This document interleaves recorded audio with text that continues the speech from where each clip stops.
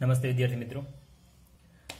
તો આ ચેપ્ટરની આમ જોવા જઈએ તો પૂર્ણાહુતિ તરફ બરાબર છે। આપણે ઇલેક્ટ્રોન નેગેટિવિટી એટલે કે વિદ્યુત ઋણતાની બાબતમાં વાત કરી હતી। ડાબીથી જમણી બાજુએ વધે છે તો આપણે એમના ઉપરથી જ થોડા ઉપયોગની પણ વાત કરી લઈએ કે વિદ્યુત ઋણતાનો શું ઉપયોગ છે, એમના લીધે આપણે શું માહિતી મળી શકે છે, બરાબર ને। તો વિદ્યુત ઋણતા ના ઉપયોગ બહુ ખાસ એવા નથી, પણ આપણે સમજી લઈએ તો વધારે સારું છે। જો કે આપણી બુકની અંદર પણ આવું કંઈ આપેલું નથી, પણ આપણે માત્ર સમજૂતી માટે વિદ્યુત ઋણતાના ઉપયોગ શું શું ઉપયોગની અંદર એમનું કામ આવશે તો આપણે જાય તો એક તો મેટલ અને નોન મેટલ આપણે વાત કરી હતી। ડાબીથી જમણી બાજુ જેમ જઈએ છીએ એમ વિદ્યુત ઋણતા વધે છે, પરંતુ આવર્ત કોષ્ટકની અંદર જોઈએ તો ડાબીથી જમણી બાજુ જેમ આગળ વધીએ એમ ધાતુથી અધાતુ તરફ આગળ વધે છે। તો એક ઉપયોગ થઈ ગયો। જો આપણે તત્વની વિદ્યુત ઋણતા ખબર હશે તો આપણે માહિતી મળી જશે કે એ તત્વ ધાતુ છે કે અધાતુ છે, બરાબર છે। એમના ઉપરથી આપણે માહિતી મળે છે।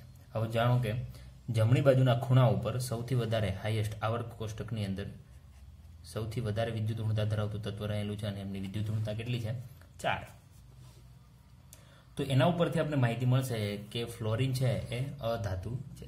એ જ રીતે તમે હાઇડ્રોજન તરફ આવો તો એમની છે કંઈક 2.1। મતલબ જ્યારે પણ તમે નોન મેટલની અને મેટલની વચ્ચે ડિફરન્ટ કાઢવાની વાત કરશો, કારણ કે ફ્લોરિન છે અને ધાતુની વાત કરો તો ધાતુ જે સોડિયમ છે આપણે વાત કરી હતી કે ધાતુ હંમેશા ઇલેક્ટ્રોન દાનમાં આપવાની વૃત્તિ ધરાવશે, ક્યારે એક્સેપ્ટ કરવાની વૃત્તિ ધરાવતો નથી। તો દાનમાં આપે તો એમની આયનીકરણ એન્થાલ્પી હોય, એમની વિદ્યુત ઋણતા હોતી નથી।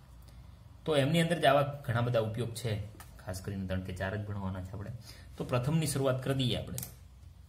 પ્રથમ આપેલું છે નામકરણ કરવું હોય ત્યારે શેમની અંદર નામકરણ। હવે કોનું નામકરણ તો હમણાં જોઈ લઈએ,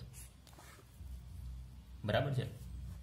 નામકરણની વાત થતી હોય, નામકરણ છે બાઇનરી કમ્પાઉન્ડ હોય, બે તત્વો ભેગા થઈને, જેમ કે HCl, આ બધાના નામ જાણો છો।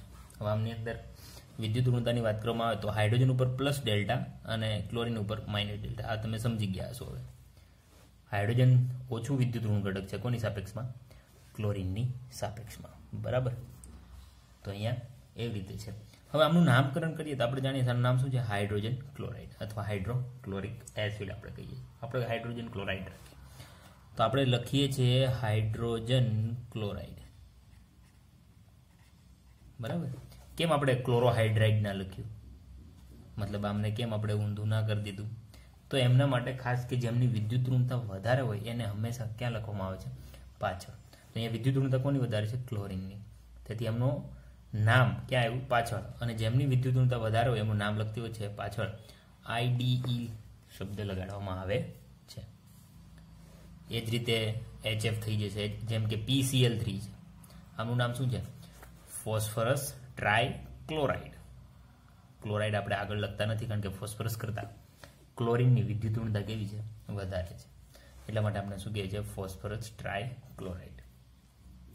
હવે માનો કે કોઈ વખત એવું થઈ જાય કે બ્રોમિન અને Cl બંનેનું કોમ્બિનેશન આવી જાય, હવે કોને નામ આપશો? બંને વિદ્યુત ઋણ ઘટક છે તો આપણે જાણીએ છીએ ક્લોરિનની વિદ્યુત ઋણતા કેટલી છે? 3.5। બ્રોમિનની કેટલી છે? 2.8। કોણ વધારે વિદ્યુત ઋણ છે? ક્લોરિન। તો ક્લોરિન હંમેશા ક્યાં આવશે? પાછળ। તો નિયમ એ જ છે નામકરણ કરતી વખતે જેમની વિદ્યુત ઋણતા વધારે હશે એ નામ પાછળ આવશે અને IDE ઇંગ્લિશની અંદર અથવા આઈડ તમે કહી શકો છો પાછળ લાગેલું છે, બરાબર। તો આનું નામ થઈ જાય બ્રોમોક્લોરાઇડ। સંયોજન જ્યારે પણ જોવા મળે ત્યારે જેમની પણ વિદ્યુત ઋણતા વધારે હશે એમનું નામ પાછળ લખવામાં આવે છે અને IDE શબ્દ લાગે છે, અથવા તમે ગુજરાતીમાં આઈડ શબ્દ પણ કહી શકો। તો આ એક ફર્સ્ટ રીતે આપણે કહી શકીએ, સમજૂતી આપી શકીએ, બરાબર ને। પહેલો ઉપયોગ થઈ ગયો। બીજા ઉપયોગની વાત કરો તો બોન્ડનો નેચર, બરાબર ને, બંધ સ્વભાવ કેવો છે? સ્વભાવની અંદર શું આવે? બંધનો સ્વભાવ મતલબ આયનિક બંધ છે કે સહસંયોજક, બંને હંમેશા એકબીજાની અંદર થોડા એવા ભેળસેળવાળા છે, કારણ કે એવું કહેવામાં આવે છે કે સહસંયોજક બંધ હંમેશા 100% સહસંયોજક બંધની અંદર, અથવા આયનિક બંધની વાત કરવામાં આવે જેમ કે બંને વચ્ચે પોલર તો હોય છે। HCl ની વાત કરો, આ સહસંયોજક બંધ છે। NaCl ની વાત કરો, આ કેવો બંધ છે? આયનિક બંધ છે। તો આમના ઉપર પણ પ્લસ ડેલ્ટા માઇનસ ડેલ્ટા, આમના ઉપર પણ પ્લસ સાઇન ને માઇનસ સાઇન, સેમ જેવું જ છે। તો સહસંયોજક બંધની અંદર પણ આયનિક કેરેક્ટર થોડુંક એવું જોવા મળે છે. તો બંધનો સ્વભાવ કેવો છે એ આમના ઉપરથી ખબર પડશે, અથવા કયા બંધના કેટલા પર્સન્ટેજ છે, આ બંધના તમારે પર્સન્ટેજ કાઢવા હોય કેટલા ટકાવારી, તો પણ એમના ઇલેક્ટ્રોનેગેટિવિટી વિદ્યુત ઋણતાના ઉપયોગથી આપણે માહિતી મેળવી શકીએ. આમના માટે સૂત્ર છે. તો સૂત્ર કંઈક આવું છે, તમારે જ્યારે પણ પર્સન્ટેજ કાઢવા હોય, બરાબર ને, કોના માટે? પર્સન્ટેજ માટે. તો પર્સન્ટેજ ઇઝ ઇક્વલ ટુ, આપણે HClની વાત કરું, જેની પણ વાત આપણે ઉદાહરણ પણ લઈશું હમણાં. તો એમનું સૂત્ર છે 16 ડેલ્ટા એક્સ. ડેલ્ટા એક્સ એટલે શું છે હવે તમે જાણો છો, વિદ્યુત ઋણતાનો તફાવત. કોની? તો કે હાઇડ્રોજનની Clની વાત કરો છો તો હાઇડ્રોજનની વિદ્યુત ઋણતા અને Clની બંનેની બાદબાકી કરી દો એટલે થઈ ગયો વિદ્યુત ઋણતાનો તફાવત, પ્લસ 35 બરાબર ને ડેલ્ટા એક્સ, અને એનો શું છે? સ્ક્વેર. પર્સન્ટેજ આ રીતે કાઢવામાં આવે છે. હવે એમનું ઉદાહરણ પણ આપણી પાસે છે, કે ઉદાહરણ જોઈને આપણે વધારે પડતો ખ્યાલ આવશે, તો એ પણ તમે સમજી શકો છો. માત્ર ડેલ્ટા એક્સની અહીંયા જે વેલ્યુ છે એ આપણે અહીંયા હાઇડ્રોજનની તો આપણે બધા જાણીએ જ છીએ 2.1, Clની કેટલી છે? 3.5. તો બંને તફાવત લઈને અહીંયા વેલ્યુ મૂકી દો, અહીંયા વેલ્યુ મૂકીને એમનો વર્ગ કરી દો, તો તમને પર્સન્ટેજની માહિતી માલુમ પડે છે. બરાબર છે. એ જ રીતે એક્સ, માનો કે આ XA છે તો આ શું થઈ જશે? XB. XA અને XBની વેલ્યુ ઉપરથી પણ આપણે માહિતી મેળવી શકીએ છીએ કે બોન્ડ કેરેક્ટર કઈ રીતનું હશે. બરાબર છે. જેમ કે આપણે વાત કરીએ હાઇડ્રોજન અને Cl માટેની, તો ઓકે, તો અહીંયા હું નીચે લખું છું XA અને XB શું થઈ જશે? વિદ્યુત ઋણતા. બરાબર. કોની? તો કે એક પરમાણુ કોણ છે? અહીંયા હાઇડ્રોજન છે અને અહીંયા Cl છે. હવે એમની અંદર અલગ અલગ કેસ છે, જેમ કે XA માઇનસ XB, બંનેનો તફાવત લીધો મતલબ આપણે શું મળશે? Delta x. પણ એમની વેલ્યુ કેટલી મળે? 0. એમની વેલ્યુ કેટલી થઈ જાય? 0. તો આપણે સીધી રીતે કહી શકીએ કે ભાઈ XA ઇઝ ઇક્વલ ટુ શું થઈ ગયું? XB. XBને હું આ બાજુ મોકલી દઉં છું, બંનેની વેલ્યુ કેવી થઈ ગઈ? સમાન. મતલબ બંને જો વિદ્યુત ઋણ ઘટકની વિદ્યુત ઋણતા કેવી હોય? સમાન હોય, તો સહસંયોજક બંધ છે. બરાબર ને, એ તમે સીધી રીતે કહી શકીએ છીએ. તો આપણે કહી શકીએ કે આ બંધ પ્યોરલી કેવો છે? સહસંયોજક. કારણ કે બંને ઘટકની વિદ્યુત ઋણતા કેવી છે? સમાન. જેમ કે H2, N2, Cl2, O2, આ બધા પરમાણુ એમની અંદર આવી શકે છે. બંને તત્વોની વિદ્યુત ઋણતા સમાન છે. હવે less than and greater than આવે તો એ પણ આપણે અહીંયા જેટલું યાદ રહે એટલું બરાબર છે, બાકી એક્ઝામની અંદર બહુ ઓછું પૂછાઈ જવું.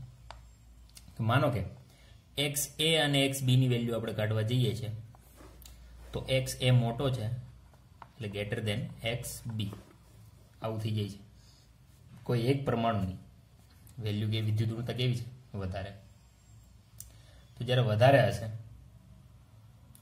તો આપણે સિમ્પલ રીતે કહીએ છીએ કે આમાં ધ્રુવીયતા જોવા મળશે, ધ્રુવ જોવા મળશે. કયા ધ્રુવ? અહીંયા બતાવેલા છે, એક ઉપર પ્લસ સાઇન ને બીજા ઉપર માઇનસ. તો એ રીતે આપણે અહીંયા ગણતરી કરી શકીએ છીએ. તો બંધના સ્વભાવની આપણે ખબર પડશે કે આયનિક બોન્ડ છે, અને આપણી પાસે સૂત્ર પણ છે, તો સૂત્ર ઉપરથી આપણે એમના પર્સન્ટેજ પણ કાઢી શકીએ છીએ. ચલો, તો 2 વાત અહીંયા ખતમ થઈ. હવે વાત કરીએ આપણે થર્ડ તરફ, અને પછી ખાસ કરીને ચેપ્ટરની અંદર કાંઈ રહ્યું તો નથી, પણ છતાં જે પોઈન્ટ બાકી રહી ગયા છે એમને આપણે થોડા સમજી લઈશું. હવે ત્રીજી જો વાત કરવામાં આવે તો એ બંધ શક્તિ બાબતની અંદર આપણે વાત કરી શકીએ. કોની ક્ષમતા વધારે છે? બરાબર ને, કયો બંધ પ્રબળ છે, અથવા બંધ પ્રબળતા પણ તમે કહી શકો છો. બંધ પ્રબળતાને કોના ઉપર આધાર રાખે છે એ આપણે જોવાની જરૂર છે. બરાબર. જેમ કે HF વચ્ચે બંધ બને, પછી HCl વચ્ચે બંધ બને, HBr વચ્ચે બંધ બને, અને HI વચ્ચે બંધ બને. આમની વચ્ચે બંધ બની શકે છે. બરાબર. બધા જ એસિડ છે આપણે જાણીએ છીએ, પણ વિદ્યુત ઋણતા પણ જાણીએ છીએ. હાઇડ્રોજનની છે 2.1, ફ્લોરિનની છે 4, હાઇડ્રોજનની 2.1, Clની છે 3.5, હાઇડ્રોજનની 2.1, આમની છે 2.8, હાઇડ્રોજનની તો સેમ જ રહેવાની છે, અને આમની થઈ જશે 2.5. તો બંધ લંબાઈ જેમ ટૂંકી હશે, બરાબર ને, આમાં તમે વિદ્યુત ઋણતા જુઓ તો ફ્લોરિનની વિદ્યુત ઋણતા સૌથી વધારે છે. તો આ બંધ કોના તરફ આકર્ષાયેલો રહેશે? ફ્લોરિન તરફ. બરાબર ને. અને આમાં બંધ લંબાઈ જેમ ટૂંકી હશે, મતલબ એકદમ ઓછી બંધ લંબાઈ હશે, તો એ બંધ કેવો હશે? વધારે મજબૂત હશે. તમે એને આસાનીથી તોડી શકતા નથી. તો અહીંયા વસ્તુ એ જોવાની છે. તો તમે વિદ્યુત ઋણતાના તફાવતના લીધે પણ કહી શકો. જેમ કે આપણી વિદ્યુત ઋણતા કેટલી થાય? 1.9. 2.1 માંથી 3 જ રાખો, 3 ને બાદ કરો બરાબર, તો અહીંયા આવશે 0.9, 2.1 માંથી 2.8 ને બાદ કરો એટલે કે 0.7, અહીંયા 0.4. તો જેમ વિદ્યુત ઋણતા વધારે હશે એ બંધ કેવો હશે? મજબૂત હશે. તો અહીંયા તમે લેવા જાઓ તો HF બંધ સૌથી વધારે મજબૂત, એના પછી HCl, એના પછી HBr ને લાસ્ટમાં કોણ આવશે? HI. આ જ વસ્તુને તમે પરમાણુ કદ સાથે પણ સરખામણી કરાવી શકો છો. આ સમૂહ છે FClBrI બરાબર ને. તો જેમ તમે નીચે તરફ જાઓ એમ પરમાણુ નાનામાંથી શું થતો જાય છે? મોટો મોટો થતો જાય છે. હાઇડ્રોજન તો નાનો જ છે, એની સાથે ફ્લોરિન જોડાય, હાઇડ્રોજન સાથે ક્લોરિન જોડાય, હાઇડ્રોજન સાથે બ્રોમિન જોડાય અને હાઇડ્રોજન સાથે આયોડિન જોડાય. આ હાઇડ્રોજન નાના પરમાણુ જે બતાવેલા છે શું છે? હાઇડ્રોજન. તો પરમાણુ કેન્દ્ર અહીંયા હશે ને અહીંયા હાઇડ્રોજનનું આ જ બંધ લંબાઈ જુઓ, પછી આ બંધ લંબાઈ જુઓ, પછી આ બંધ લંબાઈ ને લાસ્ટમાં H. તો બંધ લંબાઈ જેમ ટૂંકી હશે એમ બંધની મજબૂતાઈમાં શું થશે? વધારો. બરાબર. આમના જ ઉપરથી આપણે એસિડિક કેરેક્ટર પણ જોઈએ કે આ બધા શું છે? Hydrofluoric acid, hydrochloric acid. તો એસિડિક કેરેક્ટરની અંદર વાત કરીએ તો એસિડિક કેરેક્ટર શું છે? તો કે કોણ ફટાફટ H+ આયન દાનમાં આપી શકે? 10મા ધોરણની અંદર ભણી ગયા છો, 11મા ધોરણની અંદર પણ ભણી ગયા છો, થોડું એવું તો આપને આવડતું જ હશે. જે ફટાફટ H+ ગુમાવતો હશે એ શું છે? સારામાં સારો એસિડ. ઓકે, તો આપને શું થાય ભાઈ? HF સારામાં સારો પ્રબળ એસિડ હશે, પણ એવું નથી. H+ કોણ ફટાફટ આપશે? તો કે જેમની બંધ લંબાઈ વધારે હશે, કારણ કે જેમ બંધ લંબાઈ ટૂંકી એમ બંધ પ્રબળતા વધારે, મતલબ બંધ મજબૂત છે. આમાંથી હાઇડ્રોજનને અલગ કરવો હોય તો આસાનીથી અલગ કરી શકતા નથી. તો આપણે વાત કરીએ HFની. આ બંધ ટૂંકો છે, મતલબ આસાનીથી એમને તોડવામાં આવે નહીં, વધારે એનર્જી આપવી પડે તો એ હાઇડ્રોજનને છોડશે નહીં. બીજી રીતે વાત કરીએ તો ફ્લોરિનની વિદ્યુત ઋણતા સૌથી વધારે છે. એમને ઇલેક્ટ્રોન કોના તરફથી મળે છે? બરાબર, એમને ઇલેક્ટ્રોન કોના તરફથી મળે છે? હાઇડ્રોજન તરફથી. તો હાઇડ્રોજનને જવા દેશે નહીં. એ જ રીતે વાત કરો હાઇડ્રોજન આયોડાઇડની. આયોડિનનું કદ એકદમ મોટું છે, બંધ લંબાઈ કેવી છે? મોટી. તો એને તોડવું હોય તો આસાનીથી તૂટે, અહીંયાથી હાઇડ્રોજન પ્લસ સ્વરૂપમાં ફટાફટ અલગ થઈ જશે. તો ક્રમ ઉલટાઈ જશે. HI બરાબર, પછી HBr, પછી HCl અને પછી આવશે HF. આ રીતે આપણે એમનું નક્કી કરી શકીએ છીએ. હવે લાસ્ટ જાણો જ છો છતાં યાદ દેવડાવી દઈએ આપણે, મેટાલિક અને નોન મેટાલિકમાં ધાતુ અને અધાતુ. ધાત્વીય ગુણ એ પણ જાણો જ છો, પણ છતાં ઉપયોગની અંદર બતાવી દઈએ. આપણે જાણ્યું હતું કે જેમ ઇલેક્ટ્રોનેગેટિવિટી એટલે કે વિદ્યુત ઋણતા વધારે હશે, વિદ્યુત ઋણતા વધારે, કારણ કે ધાતુ ક્યારેય ઇલેક્ટ્રોન આકર્ષી શકે નહીં, એ શું કરશે? ગુમાવશે. તો જેમની વિદ્યુત ઋણતા વધારે હોય બધા જ કેવા છે? અધાતુ. અને જેમની વિદ્યુત ઋણતા ઓછી હશે એ કેવા હશે? ધાત્વીય ગુણ ધરાવે, ધાતુ ગુણ ધરાવે છે. સિમ્પલ વસ્તુ આપણે ફોટો ઇલેક્ટ્રિક અસરની અંદર પણ આ વસ્તુને ભણી ગયા છે. તો ઉપયોગની અંદર આપણી પાસે આટલી માહિતી હતી જે ખાસ કરીને તમને આપવામાં આવી છે. ઉપયોગની અંદર બીજું કંઈ છે નહીં. હવે અમુક વસ્તુ જે તમને પૂછવામાં આવે કે ભાઈ ઓક્સાઇડ શું છે, તો એમની પણ થોડી માહિતી આપી દીધી હતી. અને હજી આપણે રેડોક્સ, બરાબર ને, ચેપ્ટરનું નામ છે રેડોક્સ પ્રક્રિયા. એમની અંદર પણ હજી આપણે ફ્લોરિન અને ઓક્સિજન વિદ્યુત ઋણતાના તફાવતના લીધે કોના ઉપર પ્લસ સાઇન આવશે, કોના ઉપર માઇનસ સાઇન આવશે, એમની થોડી એવી વાત કરીશું.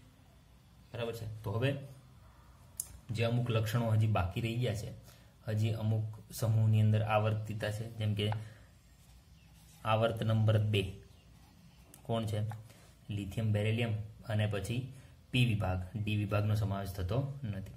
તો પી વિભાગની અંદર રહેલા બોરોનથી લઈને નિયોન સુધીના તત્વોની અંદર થોડી એવી એમના ગુણધર્મોમાં જે પરિવર્તન આવે છે એમની થોડી આપણે વાત કરી લઈએ, જેથી આપણે ચેપ્ટરને આપણે પૂર્ણ કરીએ.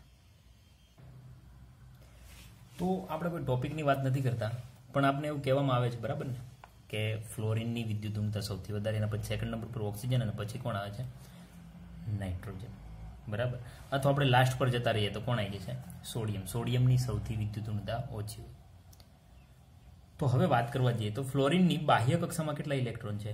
તો આપણે એમની ટોટલ ઇલેક્ટ્રોન રચના લખીએ 1h2 2h2 2p5, કારણ કે ફ્લોરિન પાસે 9 ઇલેક્ટ્રોન હોય છે.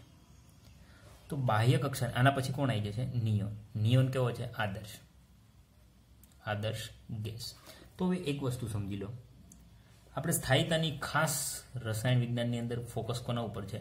સ્થાયીતા બાબતની અંદર, કે હરેક તત્વને સ્થાયી થવું છે. કોના જેવું? તો કે પોતાના જ આવર્તની અંદર આવતા છેલ્લા આદર્શ વાયુ જેવું. કેમ? કારણ કે આદર્શ વાયુ આ બધા જ તત્વો આવર્ત કોષ્ટકની અંદર સૌથી પ્રમાણિત કોને માને છે? બરાબર ને? આપણા ક્લાસની અંદર કોઈ હોશિયાર વિદ્યાર્થી હોય તો બધા એમ જ કહેતા કે એના જેવું બનવું છે, એના જેવું બનવું છે. તો હરેક તત્વને કોના જેવું બનવું છે?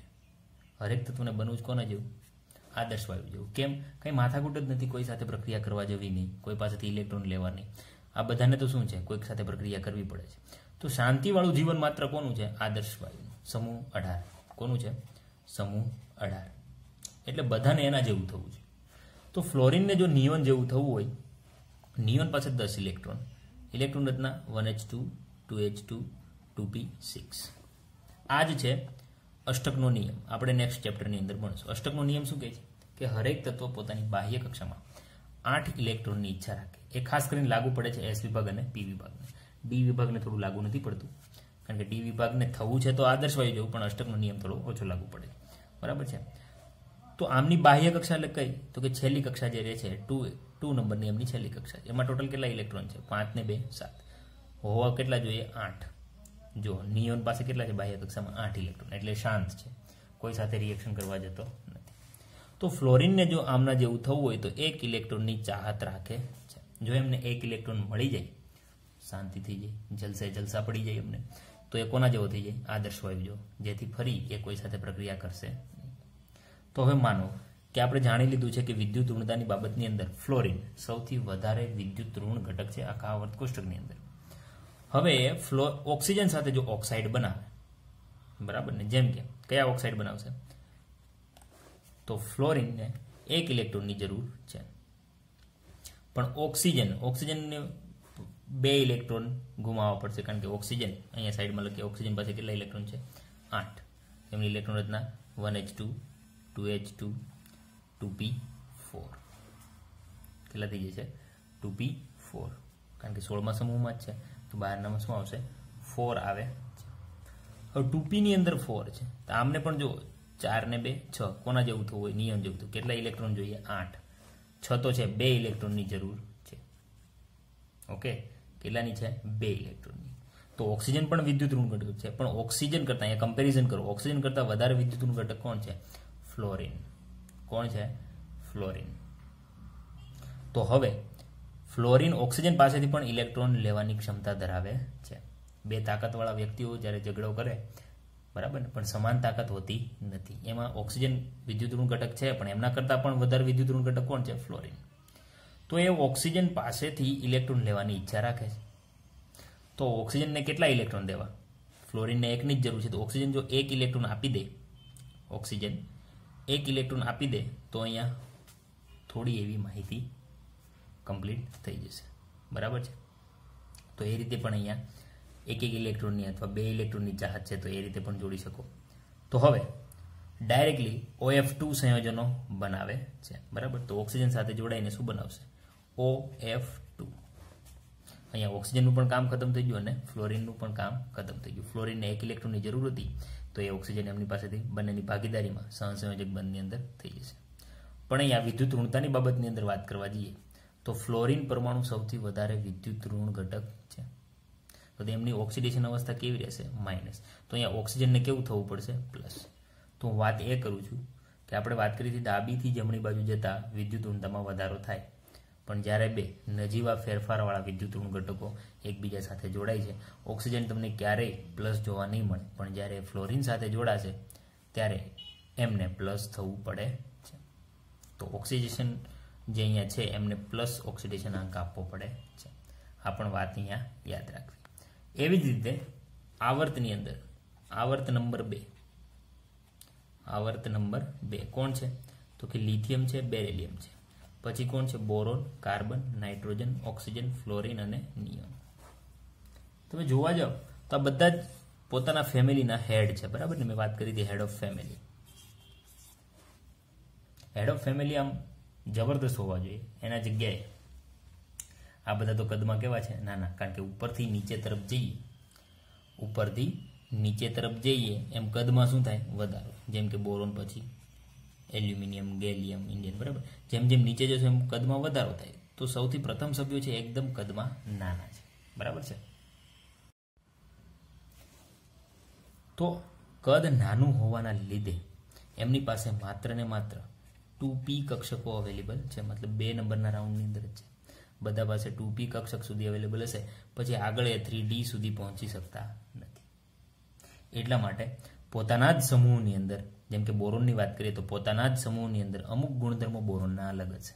મતલબ કે પ્રથમ સભ્યના બધાના ગુણધર્મો થોડા થોડા કેવા હશે? અલગ અલગ હશે. કેમ? કારણ કે કદ કેવું છે? એકદમ નાનું. આપણે વિકર્ણીય સંબંધની પણ વાત કરેલી હતી. ખાસ કરીને ક્યાં જોવા મળે છે? એસ વિભાગ અને પી વિભાગમાં, બરાબર ને? આવા ગુણધર્મો જોવા મળે છે. જેમ કે કાર્બનની વાત કરો તો કાર્બન કાર્બન દ્વિબંધ બનાવી શકે, કાર્બન કાર્બન ત્રિબંધ બનાવી શકે, કાર્બન અને નાઇટ્રોજન પણ બંધ. તો નાઇટ્રોજનની વાત કરો, બાજુમાં જ છે, તો નાઇટ્રોજન નાઇટ્રોજન દ્વિબંધ બનાવી શકે, નાઇટ્રોજન નાઇટ્રોજન ત્રિબંધ બનાવી શકે, બરાબર છે. કાર્બન અને ઓક્સિજન દ્વિબંધ બનાવી શકે, કાર્બન અને ઓક્સિજન ત્રિબંધ દ્વિબંધ બનાવી શકે. પણ આવી જ વસ્તુ એલ્યુમિનિયમ, કાર્બન નીચે સિલિકોન, નાઇટ્રોજન નીચે ફોસ્ફરસ આવું બનાવી શકે નહીં. એટલે હું તમને એટલું સાબિત કરવા માંગુ છું કે સમૂહની વાત કરો અથવા આવર્ત 2 ની અંદર હરેક પ્રથમ સભ્યની અંદર ગુણધર્મની અંદર થોડો એવો ફેરફાર જોવા મળે છે. અને એનું ખાસ કારણ શું છે? તો કે કદમાં જે તફાવત જોવા મળે છે, કદમાં સૌથી નાના છે, બરાબર ને? આ ગુણધર્મ એમની અંદર રહેલો છે. બાકી એસિડ બેઝની આપણે વાત કરી દીધેલી હતી. ઘણું બધું આ ચેપ્ટરની અંદર જોઈ લીધું છે, બરાબર છે. અહીંયા આપણું ચેપ્ટર પૂરું કરીએ છીએ. હવે આગળનું કંઈ બાકી તો રહેતું છે નહીં. આપણે એસિડિક ગુણધર્મ, બેઝિક ગુણધર્મની પણ વાત કરી દીધી છે. જેમ જેમ ચેપ્ટરની અંદર વધારે, જેમ જેમ આપણે સિલેબસની અંદર આગળ વધીશું એમ આપણે વધારે માહિતી મળશે. તત્વો વિશે, એમની વર્ગીકરણ વિશે, એમની અંદર શું ખામીઓ હતી, આવર્ત કોષ્ટકનો ઇતિહાસ આપણે જોયો છે, બરાબર ને? તો હવે આપણે આગળ વધીશું નવા ચેપ્ટર